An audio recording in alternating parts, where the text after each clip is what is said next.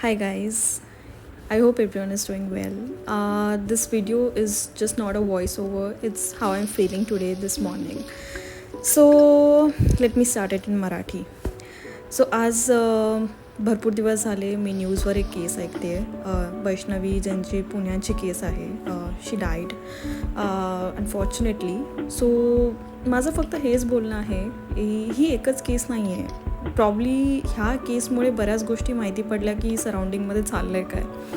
So माझं हे बोलणं आहे आजकालच्या मुलामुलींना की जेव्हा पण तुम्ही लग्नासाठी विचार करता की मला ह्या माणसासोबत किंवा ह्या मुलीसोबत लग्न करायचं आहे तर डेफिनेटली तुम्हाला कळणार नाही की इनिशियली त्यांच्या मनामध्ये काय चालू आहे किंवा ते कसे आहेत नाहीच समजत ऑब्व्हियसली.